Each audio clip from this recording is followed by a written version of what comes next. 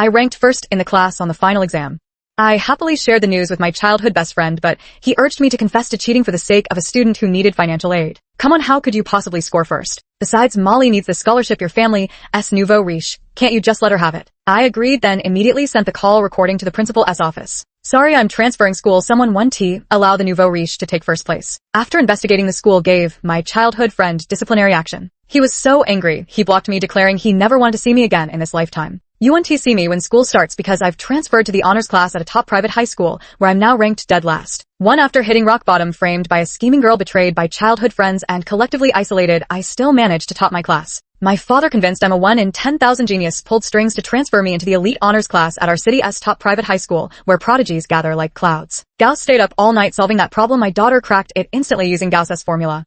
My daughter learned Newton's 3 laws of motion at 16 while Newton himself didn't discover them until his 20s. I puffed out my chest. Why were they born before me? To get a head start or to avoid crossing paths with my brilliance? My father's eyes instantly grew complex, his voice thick with emotion. That's because 2 kings shall never meet. My child, you've grown up at last. I can pass my kingdom to you with peace of mind. My father is called Rex Bishop and people around him jokingly call him the king. So since childhood they've called me the little princess. This joke was only ever taken seriously by the 2 of us, father and daughter. Uneasy lies the head that wears a crown. Bella, you must be a worthy queen, do you understand? I nodded solemnly. I will. After announcing on social media that I'd taken first place and successfully ascended the throne, Ethan Hall called me.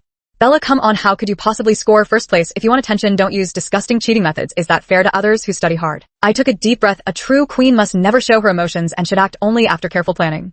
Oh, then tell me, who exactly did my top score wrong? He paused, then let out a mocking laugh, as if suddenly understanding something. You're just jealous of Jasmine and deliberately targeting her, aren't you? I never realized how disgusting you could be. I suggest you admit to cheating and return the first place to her, otherwise I won't speak a single word to you next semester. But I didn't cheat. You can ask the school to check the surveillance footage or have the teachers arrange a retest for me. Ethan froze for a long moment before flushing with anger. Do you have to be so stubborn? You know perfectly well Jasmine needs the scholarship more your family, S nouveau riche. Can't you just let her have it? I looked up with a soft sigh. Back when I was still a princess, he'd promised to be my knight forever. Who would have thought that after meeting Jasmine, he'd forget his roots? Whenever arguments arose, he'd always take her side first, demanding I apologize instead. Before I'd tolerated it out of gratitude for how he'd protected me when we were kids. But now I'm the queen. Who does Ethan think he is daring to speak to me like that? Time to teach him a lesson. I agreed. Fine, I'll go talk to the principal. He hesitated for a moment, seemingly surprised that I was being so agreeable this time. You whatever, I'll let it go this time. Don't use such cheap tricks again. I immediately forwarded the call recording via email to the principal's office. P.S. Sorry, I'm transferring schools. Some people 1T. Let the nouveau riche take first place. He messed with the wrong person when he crossed me. Since no one in class would play with me, I went to the teacher's office to ask questions. Even the principal knew me by then. My grades were practically hand-delivered by every subject teacher aside from Ethan. Probably no one would question the legitimacy of my scores. Soon after, the school administration called my father to inquire about the situation. Coincidentally, the transfer arrangements were finalized right then, so he seized the opportunity to make a scene. After that, I didn't have to worry about anything anymore. When school started, I heard that Ethan's punishment and public criticism caused quite a stir. He swore he never wanted to see me again in his life. Of course he wouldn't. By then, I had already achieved last place in the placement exam for the honors class at the top high school. I stared at the test paper in disbelief, muttering to myself. How could this be? Aren't I supposed to be a genius? The handsome guy sitting next to me leaned over to glance at my test paper and couldn't help but burst out laughing. Under the queen's stern gaze, he immediately corrected himself. Of course you're a genius, but even 1 in 10,000 geniuses mean our country has tens of thousands of them, so just keep a normal mindset. I nodded in satisfaction and handed him a bottle of milk. Classmate, I'll be counting on your guidance from now on. He propped his chin on his hand, looking at me as if he found the situation amusing. Princess Bella, you really don't remember me? Our fathers are good friends. Oh, now I remembered. P.S. Leo Carter, Mr. Carter's son. We met once at some banquet. Mr. Carter was always bragging about how amazing his son was. Neither my father nor I cared to listen, so we paid no attention. But now a proper queen needs to be open to advice. I might still need him to help me with problem sets later. So I put on my customer service smile. Oh, I remember you. You were the most handsome one at the banquet that night. My eyes could only see you. Moderate praise helps foster ruler-subject relations. Leo's hand slipped and his head thumped against the desk. I jumped in surprise and nudged him. Leo, are you okay? It took him a long while before he slowly raised his head, tilting it to look out the window. Just nod at me. His entire ear flushed red. It's nothing, just a bit of low blood sugar. Oh. I stopped making conversation and lowered my head to seriously grade my documents. Wrong answers. A queen is a busy woman. The homeroom teacher was a stern woman. After briefly introducing me, she began the lesson. I experienced such an intense academic atmosphere for the first time. No cliques, no targeted exclusion, just passionate discussions about problem-solving approaches. With Leo's help, I quickly integrated into the new group and received reassuring responses. If you have any questions you can't solve, come ask me. Only 2 people barely acknowledged me. One was the serious class representative Nina, when in her eyes, I was just a spoiled rich kid here to get a diploma taking up a spot and wasting educational resources. The other was Julian, Kane, the aloof top student of the school who treated everyone with indifference. Leo, who had grown up with him, brought me over to introduce us. Bella, he's really amazing. If there's a problem, even I can't solve, you can ask him. My eyes lit up, and I was just about to extend my hand to make friends when I heard a cool, crisp voice. You'd be better off doing 2 more sets of basic problems with this time. Julian didn't even lift his head, his tall nose bridge, and the smooth lines of his thin lips making it seem as though even the sunlight favored him. Leo clicked his tongue. Bella, my friend, watch your tone. What harm is there in a talented person having a bit of arrogance? I've always been a benevolent king. I patted him on the shoulder and said it's alright, it's normal for one top student to not convince another top student. Leo, Julian, he finally lifted his thin eyelids to glance at me, his expression looking as if he'd been insulted. That afternoon our homeroom teacher reassigned seats based on the grade rankings, and Julian became my new desk mate. He initiated conversation with me, extending his slender index finger. Classmate, the top student may not acknowledge another top student, but you're the bottom of the class. Me 3, Mr. Lee, the driver, who takes me to and from school, needs surgery due to health issues. I was planning to take the bus home during this period. After Leo found out, he proactively offered me a ride in his car. Princess, we're going the same way, let me give you a ride, he said. I thanked him and then corrected him. I'm not a princess, I said. Leo thought I was angry and immediately explained. Sorry, I didn't mean to give you a nickname. I nodded. I know, but I've already ascended the throne, I'm a queen now. Leo, seeing my serious demeanor, he pinched his thigh hard, yet the corners of his mouth still curled up uncontrollably.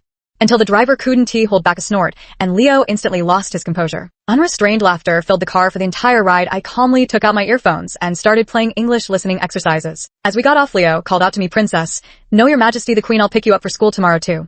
I nodded. Leo, you're so kind'll improve as quickly as I can so we can keep being desk mates. His eyes widened, the teasing curve at the corner of his lips froze, and his handsome face turned red at an alarming speed. Finally, under my concerned gaze, it turned into uncontrollable coughing. Why, you should go back now, he waved his hand frantically before quickly rolling up the car window and driving away.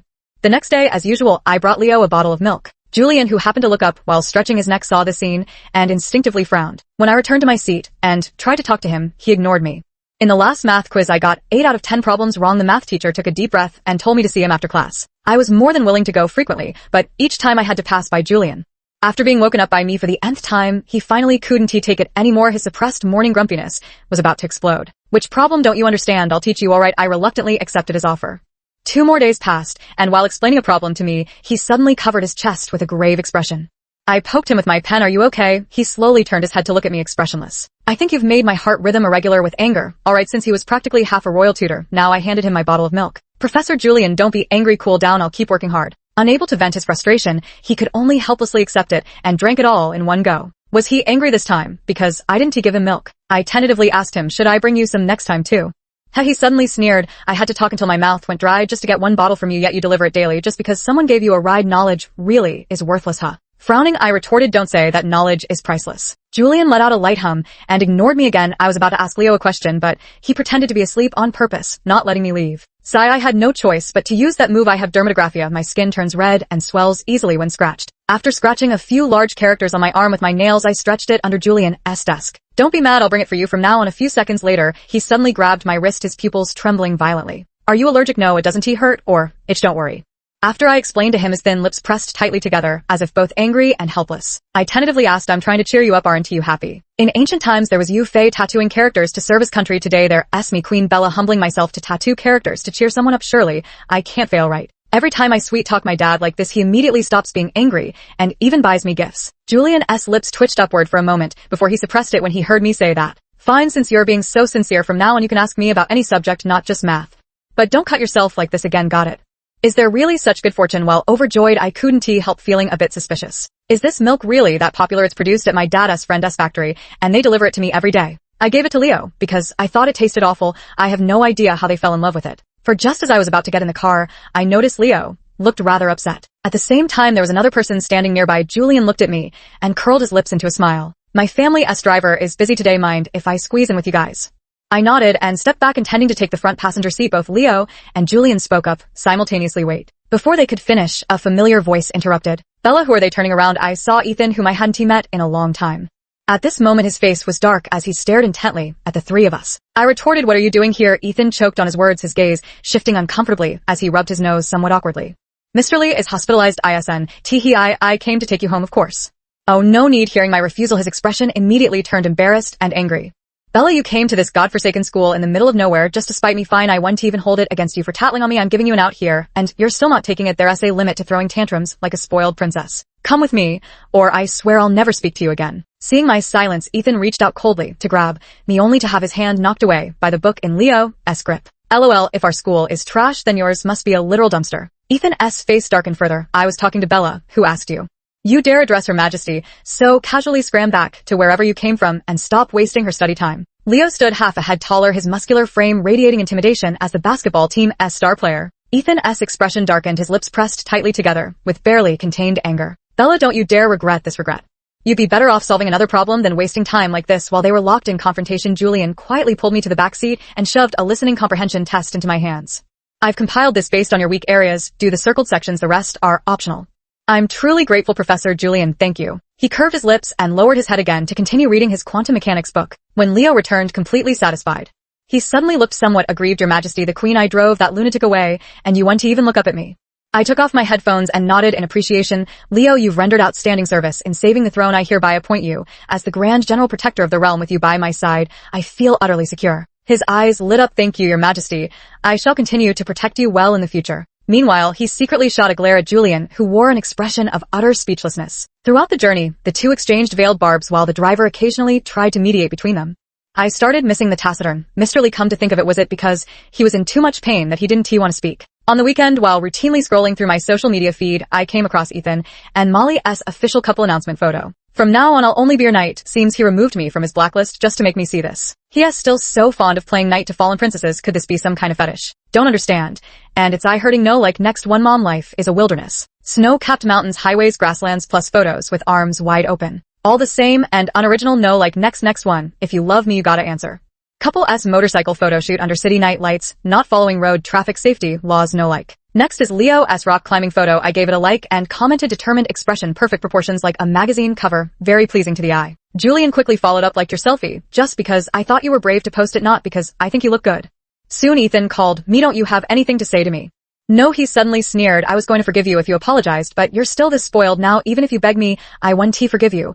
Let us block each other. My girlfriend doesn't like. Goodbye then. I hung up the phone, swiftly deleting and blocking the contact in one smooth motion. Why hadn't I done this earlier? A proper queen cannot act impulsively, making decisions based solely on personal likes and dislikes. One must be as vast as the ocean, understanding the people's sentiments. No major event in the world escapes my notice. Taking history as a mirror, isolationism must be avoided at all costs. Thus, I frequently patrol social media to stay informed about worldly affairs. But now Ethan has been banished from my kingdom, never to be recalled. Leo sent me a few photos, but just as I was about to click on them, Julian's message caught my attention. I've compiled a few new math problem types. See if you can come up with more than 2 solutions.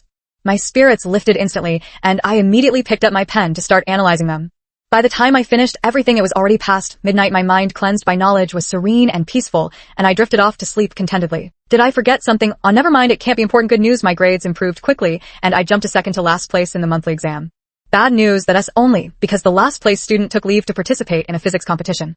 Leo comforted me. Your Majesty, you should compare yourself to your past self. Look, you scored 32 points higher than last time. That's already amazing. Julian rarely agreed with him, but this time, he did. That's right. At your current rate of progress, you'll catch up in no time. I had just nodded when I heard my new desk mate Nina scoff. Even in your dreams, you should keep it realistic. I don't believe someone who got in through connections would actually study seriously. Who knows how those grades were really achieved? Leo frowned. What are you implying? I stopped him and spoke up myself. Are you saying I cheated? Nina adjusted her glasses. I didn't say anything, but I have to remind you that discovering cheating in our class is no small matter. Hahaha, things are getting interesting. Targeting me proves they're jealous, and jealousy proves I'm outstanding. A proper queen must have the capacity to tolerate others, but that doesn't mean I'll swallow insults. I leaned close to her ear and chuckled. Do you know what happened to the last person who accused me of cheating? Nina swallowed hard, feeling a bit scared, but still mustered the courage to raise her voice. What do you think? You can bully others just because your family is well off? This isn't the kind of school where you can do whatever you want. Her voice caught the attention of other students who were discussing questions. After understanding what happened, they all spoke up for me. Nina, you must have misunderstood Bella. She is very diligent and serious. How could she possibly cheat? Yes, and she is really sharp. Last time she asked me about a problem, she even gave me alternative approaches. I really like her now. Don't judge people with prejudice. She must have met the admission requirements to get into our class. If you have doubts, go ask the homeroom teacher. Nina's face turned pale, as if she was about to cry, but she still stubbornly glared at me. Don't get cocky. I'll be watching you. No, I didn't provoke her either. Julian cleared things up for me during our sophomore year. There was a math competition held at your previous school. Both Nina and I attended. At that time, a girl accidentally broke Nina's glasses and Nina demanded compensation, but the girl inexplicably started crying and a boy came over to stand up for her. He made disparaging comments about Nina's appearance and others around joined in, laughing and egging him on. That incident probably made her develop a dislike for people from that school. The more I listened, the more this duo seemed familiar. Then he added, coincidentally, the guy who came looking for you at the school gate last time was the same one who had the conflict with Nina. I turned to glance at Nina, who is now red-eyed, drawing a dividing line on the desk as if she couldn't get far enough away from me. After this incident, wherever I went, I constantly felt a gaze following me like a shadow. I stretched my body and strolled leisurely. Indeed, as a queen I naturally deserve my own chronicler to record my words and deeds. This is the treatment befitting a queen, though. I always seem to hear faint, inexplicable teeth grinding sounds. Until one day, I was late just in time for the homeroom teacher's morning study session. She scrutinized me for a long moment before suddenly ordering me to stand in front of the class as punishment. Everyone looked surprised except Nina, who wore a gloating expression. I was probably the first student in this class to be punished by standing. Leo and Julian frowned, their lips parting as if to speak, but I subtly raised my hand to stop them. When I'm late, the teacher punishes me. When the teacher is late, I don't punish him. That is called perspective. It took the teacher 30 years to stand on the podium, but I only needed to be late once. How can this not be considered success? I cheerfully put myself in her shoes and unexpectedly found standing punishment to be a peculiar kind of pleasure. After class, the homeroom teacher called me into her office. Bella, do you know why I made you stand as punishment? I answered earnestly. Because I was late. Her expression grew somewhat complicated, as if suppressing anger. Being late is just a minor matter. Don't you think you should explain why you were late today? My alarm clock broke, so I didn't wake up in time. The homeroom teacher sighed and pulled out her phone to show a video. The footage showed me cornering a girl in an alley. She was crouched on the ground sobbing while I stood with my hands on my hips threatening her. You don't need to know who I am and don't tell your parents or else. Here I seem to notice someone watching turn my head and the video abruptly cut off. The video is shaking violently. It seems the person filming was terrified. Facing the homeroom teacher's disappointed gaze, I remained silent for a moment. May I ask who filmed this? Her tone suddenly turned sharp. Are you trying to cause trouble for the person who filmed it? Bella, I don't care what kind of person you were at your previous school, but our school absolutely does not tolerate bullying. Do you understand? I sighed. I didn't bully anyone. I saved her. Mr. Lee had some urgent family matters today, and since I was already late, I figured I might as well take the bus to school by myself. While taking a shortcut through the alley, I saw a girl clutching her throat, her face pale and blue. She must have been choking on something she ate too quickly. I performed the Heimlich maneuver on her, then patted her back to help her catch her breath. Thankfully, she finally recovered and burst into tears, collapsing onto the ground with a loud wail. I stood up wearily, hands on my hips, and after trying unsuccessfully to calm her down for ages, I finally told her to shut up. She babbled incoherently about sending me a thank you letter through her parents, but I stopped her. I'd nearly been framed for extortion after rescuing someone before, so I had to be extra cautious, especially since there were no surveillance cameras here. Yet somehow footage from that scene still surfaced. Worse, the angle only captured my face, while completely obscuring the other person. The homeroom teacher clearly didn't believe me, and continued eyeing me suspiciously. Don't worry, teacher, I'll find that girl to testify for me. She pondered for a moment. Alright, I'll give you a day off. Use my name if you need to access surveillance footage. I truly hope this is all a misunderstanding. If I've wronged you, I'll publicly apologize to you in class. I froze momentarily, my expression softening slightly. To be honest, having such a responsible teacher is truly fortunate for students. 8 smack. I slammed the table hard. This king has been framed. After explaining the whole story to my curious classmates, they all decided to lend me a hand. Leo stood up. Investigate. We'll chase this down even if it leads outside the school. Julian, being more level-headed, pulled out an A4 sheet of paper and started sharpening his pencil. Describe that girl's appearance. Let us be as efficient as possible. I nodded gratefully. The royal tutor truly is my right-hand man. Only Nina was dismissive. How, what era is this to still have a queen? Keep blindly worshipping her. If you want the higher you lift her, the harder she'll fall later. I looked at her in surprise, finding some truth in her words. Excellent. Those who dare to point out my faults to my face deserve the highest reward. She froze in shock, and I seized the moment to shove the disgusting milk into her hands. Perhaps her upbringing prevented her from throwing away food. Amidst the cheerful laughter of the crowd, she clutched the hot potato, her face turning green with dismay.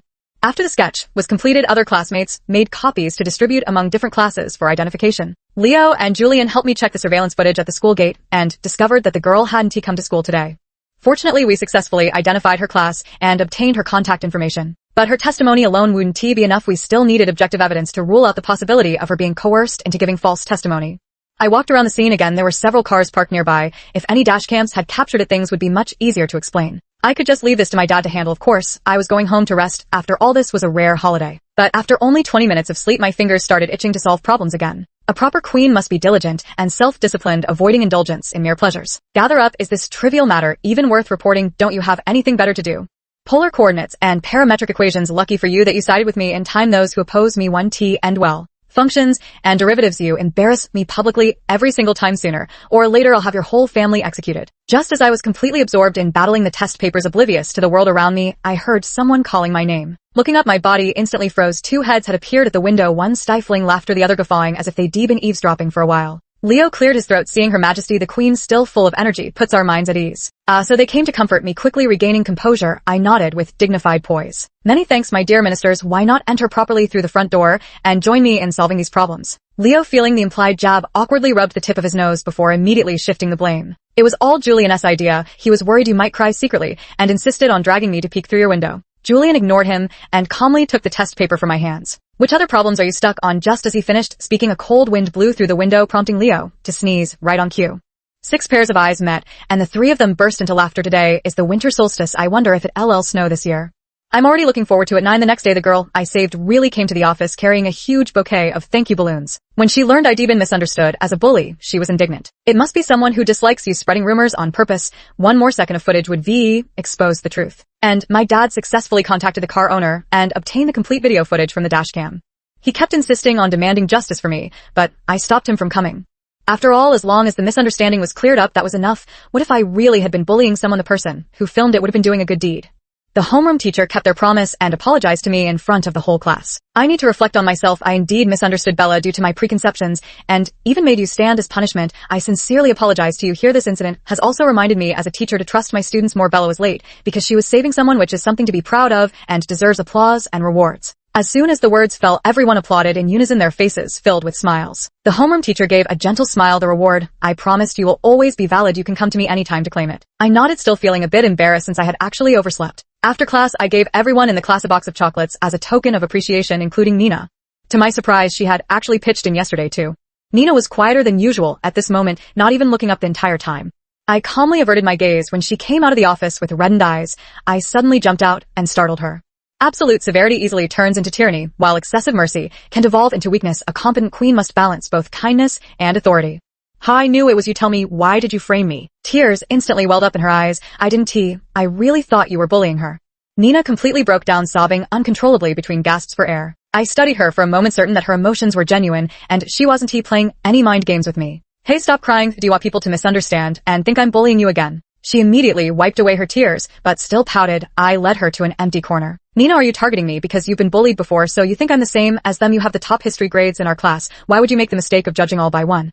Her tiny voice trembled with tears. I'm sorry.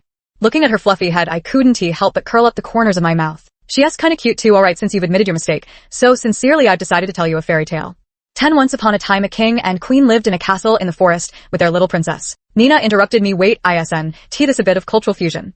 Under the queen's majestic gaze, she lowered her head again. My mother passed away early, and I was raised single-handedly by my father. When I was 8 years old, my father worked at a construction site but constantly had his wages withheld. For my tuition fees, he repeatedly confronted the foreman only to be insulted and even physically assaulted. My father couldn't take it anymore and pushed him. The foreman lost his balance, fell onto steel bars, and died on the spot. Fortunately, other workers testified for my father, and it was ruled as involuntary manslaughter. He was sentenced to 3 years. I was entrusted to my uncle and aunt, but living under someone else's roof was hard. They often called me a jinx, saying I brought death upon my mother and sent my father to prison. If adults behaved this way, children naturally followed their example. My fat cousin would strangle my neck and punch me in the stomach. Beat you to death, you jinx. It was during this time that I first met Ethan.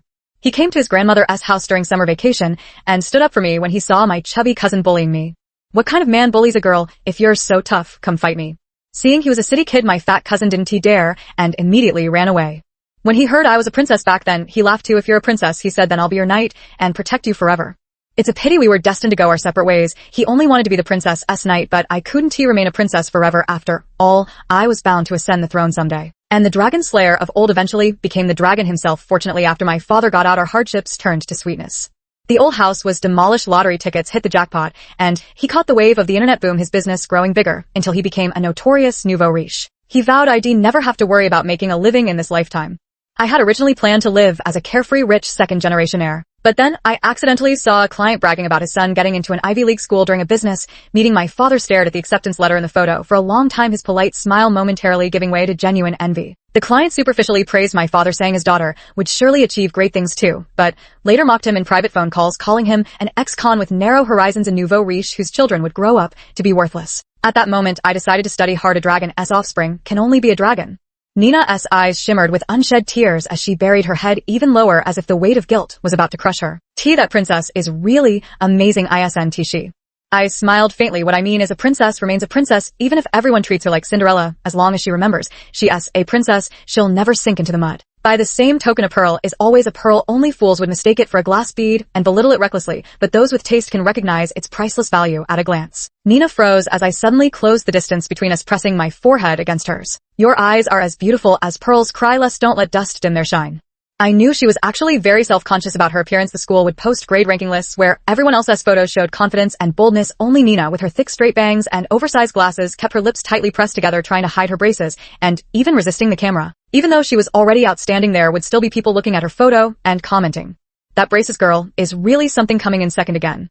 Hey, don't give people nicknames. What's the big deal? I wasn't saying anything bad about her. I've also seen her secretly wipe away tears after hearing comments like these. Outwardly stern and aloof, but actually sensitive and thoughtful at heart. She stared at me blankly, her wide eyes brimming with tears. Hey, what are you doing? Leo stormed over and yanked me up from the stairs. Julian stood behind him, his uncertain gaze darting between Nina and me. I calmly dusted myself off. It's nothing, class is about to start, let us go. 11. The weather was getting colder and many parents had started bringing lunch for their children themselves. Being forced to freeload meals had become part of my daily routine. Leo would always enthusiastically invite me to try the dishes prepared by his family as chef. Rumor had it they had spent a considerable sum to hire him. Today's meal was as delicious as ever.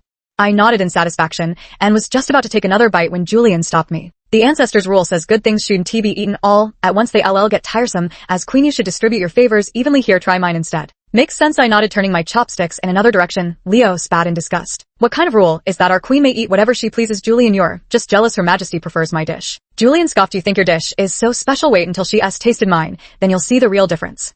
Besides, don't you know she has dermatographia and needs to boost her immunity? She needs a balanced diet. How can she eat your greasy, salty food? Talking nonsense with your eyes wide open. Isn't this nutritious enough? I specifically asked the chef to prepare a balanced meal. You'll stop at nothing to smear me one to you. And so the two of them became completely absorbed in their own world again. I quietly picked up my lunchbox and returned to my seat. Moments later, Nina silently pushed a bowl of soup toward me, her face slightly flushed. My mom made this chicken soup. It's very nutritious. Would you like to try some? Truth be told, I was already full, but if I refused, she'd probably start crying again, wouldn't she? So, I politely drank it all up. Meeting her hopeful gaze, I praised enthusiastically. Andy's cooking skills are truly amazing. If she opened a restaurant, it would be packed to the brim every day. Nina's eyes sparkled as the corners of her lips curled up, letting out a light hum. At least you've got good taste, I smiled, without replying, clearing my desk to continue working on problems. She suddenly poked me with her pen. You can ask me if you get stuck on any problems. I'm definitely better than Leo, anyway. This came as a huge surprise to me. I'd been longing to learn her problem-solving approach, so I solemnly grasped her hand. Nina, you're so kind, she didn't respond, but her face turned completely red. 12. The figures walking through the campus gradually changed from 3 to 4. As winter's traces deepened, the clothes we wore grew thicker. Before we knew it, the new year had arrived again. We nouveau riche loved to decorate our homes with lanterns and streamers, dressing everything up in festive splendor. A few days after the new year, they were coming to visit my house. My dad was bustling about in the kitchen, determined to cook a meal himself to thank them for helping me with my studies. Unfortunately, before my friends arrived, we first received the exiled criminal minister. My dad was still wearing his apron and came out beaming with joy, but the moment he saw Ethan, his face immediately turned cold and hostile. Well, if it isn't young Master Hall, our nouveau riche household surely isn't worthy of a distinguished guest like you. Ethan awkwardly held up the expensive gifts. Mr. Bishop, I was wrong before I hurt Bella. I came today specifically to apologize for my past mistakes. Our families still have business dealings. Let us not let personal matters ruin that. Probably the Hall family sent him to make amends. I glanced at the gift basket in his hands. It was my father's favorite liquor, no reason not to take it. So, I patted my dad on the shoulder. It's the New Year's season, guests should be welcomed. He snorted coldly and turned back to the kitchen. Only Ethan and I remained in the living room. He hadn't dared to look at me the entire time. I poured him a glass of water. How are Mr. Hall and everyone doing lately? Ethan took the cup and forced a smile. They're all fine, just keep mentioning you, saying it's been ages since you visited us. I smiled and said I've been too busy with schoolwork. I'll visit when I have time. After exchanging pleasantries, we didn't know what else to talk about, and the atmosphere became awkward. I stood up to fetch a test paper when he suddenly called out to me. His hand gripping the water cup turned white from excessive force, his tone strained. Don't you care about me at all anymore? I thought for a moment, oh, how are things with your girlfriend now? Ethan suddenly stood up, his eyes filled with tension and panic. Molly and I already broke up. No, we were never actually together in the first place. That post was just me acting out of spite toward you. Meeting my calm gaze, he suddenly averted his eyes as if burned. His voice grew even quieter. Actually, what I've always liked is, well, isn't this the legendary knight in shining armor? Nina suddenly appeared, interrupting him while carrying numerous bags, followed by a displeased Julian and Leo. Nina was dressed in a new Chinese-style red suit with her bangs swept up into 2 festive buns, and she was wearing the hairpin I gave her. My eyes lit up as I sincerely complimented her red suits. You look beautiful. Nina seemed a bit shy and let out a soft hum. If you like it, I'll wear it more often then. My dad came over at the sound of our voices, his tone incredibly gentle. Lunch in half an hour, thank you, uncle. When Leo questioned Ethan about why he was here, Julian blocked my gaze and lowered his head. Based on your final exam mistakes, I've designed another targeted test paper for you. Want to see it? Yes, I pulled his hand as we went upstairs. The corners of his lips curved, slightly concealing the fleeting triumph in his eyes. Nina was the first to notice, gritting her teeth. Leo, are you stupid? They're already gone. Leo cursed under his breath when he realized not bothering with him anymore and immediately headed upstairs. Nina crossed her arms and looked at Ethan, whose face was gradually turning pale. He stared blankly at the staircase, unable to believe he had been forgotten, just like that. After Nina had her fill of admiring his pitiful state, she decided to kick him while he was down. TSK, this should have been a perfect fairy tale, ending. What a pity the dragon slayer has finally become the dragon himself. Ethan suddenly looked up. He understood. His eyes burned unbearably as he could no longer hold back. When the dishes were ready, I glanced at the living room. Only that untouched glass of water remained on the table. No one brought it up, and I didn't ask either. Everyone was in high spirits, embracing the new year with fresh energy. 13 after school started, it was all about urgently filling in the gaps. My desk mate changed from Nina to Leo, then to someone else. In our class, some were directly admitted to universities, others went abroad to study. Surprisingly, only about a dozen were actually preparing for the college entrance exams. I became the focal point of attention for all my teachers. They called me a dark horse that needed constant pushing to prevent complacency. Already spinning like a top, I was whipped into even fiercer motion. I wished I could split my sleeping hours in 2. Yet, I thoroughly enjoyed the sensation where every effort yielded visible rewards. The kingdom I ruled flourished splendidly amidst the repetitive cycle of 2 fixed points. Time finally arrived at June. As the bell rang for the final exam submission, everything was settled. When my dad picked me up, he was all smiles and didn't ask anything. I thought he was confident about my results. But on results day, I caught him secretly offering incense to my mom's photo, his hands trembling. My dear, you must bless our queen and give those traitors a good slap in the face. The score inquiry page kept loading, but my results still didn't appear. My father forced a smile. Maybe you filled in the answer sheet wrong. It's okay, sweetheart, we'll try again next. I pointed at the small text below. Dad, read this. He leaned closer to the computer screen, his squinting eyes growing wider. Your ranking has entered the top 50 in the entire state. For specific details, please check on the 27th. He seemed lost in a daze until the ringing of his phone snapped him back to reality, and he abruptly stood up. Haha, our old Bishop family has produced a once-in-a-millennium genius. Mama, you must be watching over us from heaven. Woo-woo. He was laughing and crying at the same time, as if he'd just won the lottery. I patted him on the shoulder. Dad, answer the phone. He wiped his tears and immediately put on a smile when he saw the caller ID. Well, if it ISN, old Carter, the results. Oh, just average, barely made top 50 in the state. Oh, gotta go, the homeroom teacher's calling. His laughter shook his belly as he strode out with long, confident steps. On the day of centralized college application submissions, the 4 of us gathered together. Julian chose Harvard while Nina and I opted for Stanford. Leo took the path of studying abroad and has already been accepted by Oxford University. My dad picked an auspicious day to book out a hotel for my graduation party. I booked a private room also as a farewell for Leo. During the gathering, he grew somewhat quiet, seemingly preoccupied with thoughts, downing one glass of alcohol after another. Julian and Nina also seemed a bit off. Just then my dad brought out the final dish. May your future be bright as brocade, mighty as a charging bull soaring high on wings of success, flourishing day by day, leaping over the dragon's gate in a single bound, thriving in blazing glory, and claiming the top prize in one fell swoop, all blessings fulfilled. Leo blushed as he looked at my dad, smiling shyly. Mr. Bishop truly dotes on his daughter. I just love the atmosphere in your home. If only you were my father. My dad grinned from ear to ear. Oh, it's nothing, he said.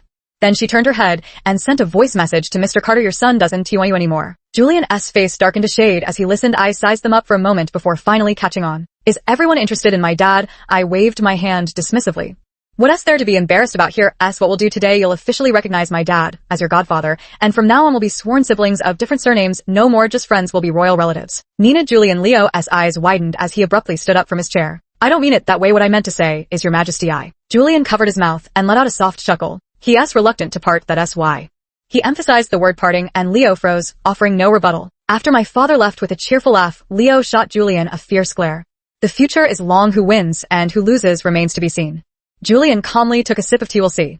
Nina muttered under her breath. They haven't even started yet, and they're already acting out palace intrigue. Shameless. The outcome is still anyone's game. The two immediately turned their guns on each other, and a war of words was inevitable. I quietly slipped away from the battlefield only to bump into Ethan right after stepping outside. After announcing on social media that I had claimed first place and successfully ascended the throne, Ethan called me.